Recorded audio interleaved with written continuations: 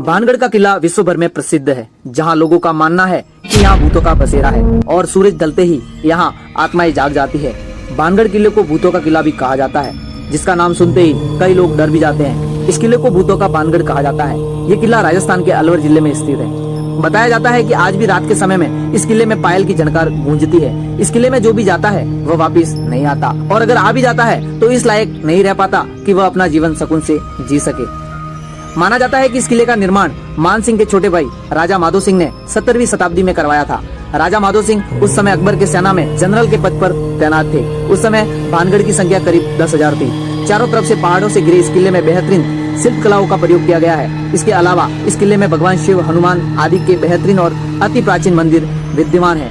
इस किले में कुल 5 द्वार है और साथ साथ एक मुख्य द्वार भी है। इस किले में दृढ़ और मजबूत पत्थरों का उपयोग किया गया है, जो अति प्राचीन काल से अपने यथास्थिति में पड़े हुए हैं। भानगढ़ किले के बारे में प्रसिद्ध एक कहानी के अनुसार भानगढ़ की राजकुमारी रत्नावती, जो कि नाम के अनुरूप ही बहुत खूबसूरत थी, और साथ ही देश के कोने कोने के राजकुमार उनसे विवाह करने के उत्सुक थे। एक बार राजकुमारी किले में अपनी सखियों के साथ बाजार में एक इत्र की दुकान पर पहुंची और वो इत्र को हाथ में लेकर उसकी खुशबू ले रही थी। उसी समय दुकान से कुछ ही दूरी पर एक संज्ञा नाम का व्यक्ति खड़ा होकर उन्हें बहुत ही गौर से देख रहा था। लेकिन संज्ञा उसी राज्य में रहता था और वो काले जादू का महारथी था। ऐसा बताया जाता है कि संज्ञा राजकुमारी के रूप का दीवाना हो गया था और वह उसे बहुत प्रेम करने लग गया था। संज्ञा किसी भी कीमत पर राजकुमारी को हासिल करना चाहता था, इसलिए उसने उस दुकान के पास जाकर एक इत्र की बोतल पर काला जादू कर दिया, जो इत्र राजकुमारी को पसंद था। जिस इत्र से तांत्रिक राजकुमारी को वश में करना चाहता था, उस इत्र को लगाने के बाद कोई भी तांत्रिक के प्यार में पड़ जाएगा। इसके बाद उस इत्र को लेकर राजकुमारी सखियों के साथ किले की ओर रवाना हुई, मगर इत्र की बोतल धीरे धीरे भारी होने लगी। इससे राजकुमारी को शक हुआ कि इस इत्र की बोतल में कुछ न कुछ तो है।